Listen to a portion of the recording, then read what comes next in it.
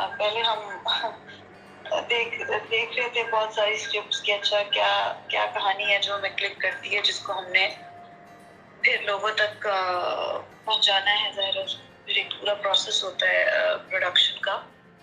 तो फायजा इफ्तिखार ने ये कहानी जो है वो लिखी है और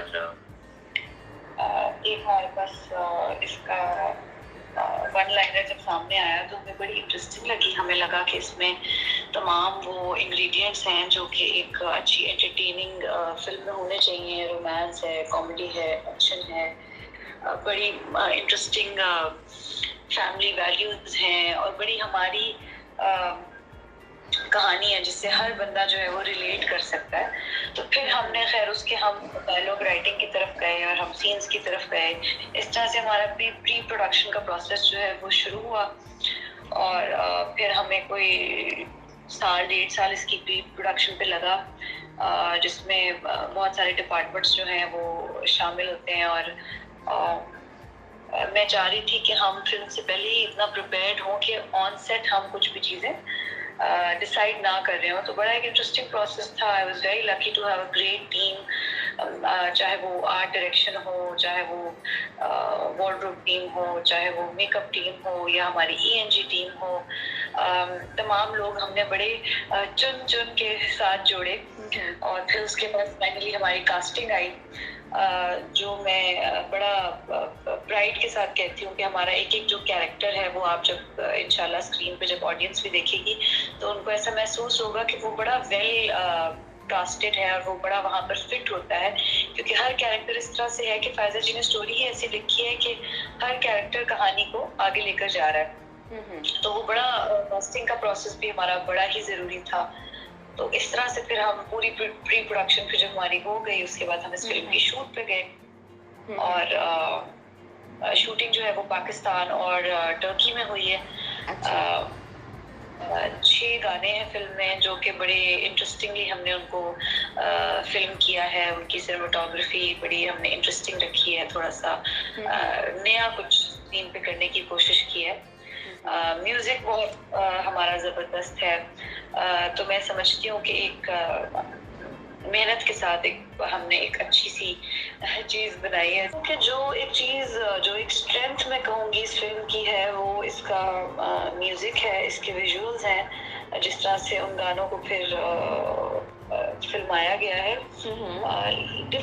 तो देखिए, मैं ज़ाहिर अपनी बाकी फिल्म एज एन एक्टर भी प्रमोट करती रही हूँ, चाहे वो पंजाब में जाऊँगी हो, नावल हो, अफराद हो, रंगरेज़ा हो या चाहे वो ड्रामे हो।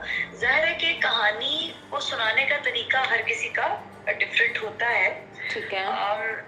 इसमें मैं ये कहूँगी कि एक बड़ी हम सबसे कनेक्ट करने वाली, हम सबसे जुड़ी हुई एक कहानी है।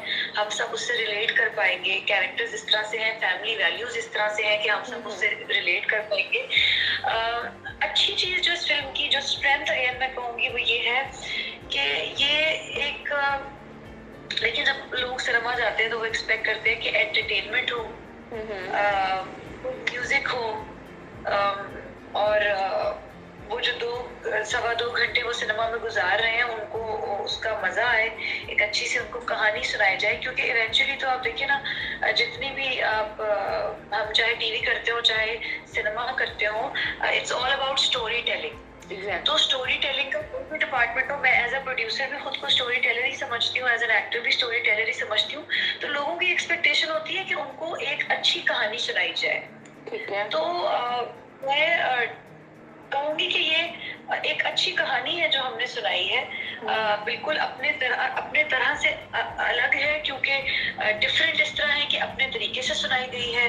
हमारा अपना एक तरीका था उसको सुनाने का, जो कि हम समझते हैं कि लोगों के दिलों तक कनेक्ट करेगा। जो हमें बेहतरीन लगा, हमने उस तरह से इसको सुनाया, म्यूजिक के साथ सुनाया, एंटरटेनमेंट के साथ सुनाया, एक्शन, रोमांस, कॉमेडी के साथ सुनाया। तो मैं समझती हूँ यही सारे इंग्रेडिएंट्स होते हैं जो लोग एक्सपेक्ट करते हैं। पहले तो हमने फिल्म जो है वो कर ली शूट और फिर फरहाद और नासिम को लगा कि एक गाना जो है वो होना चाहिए।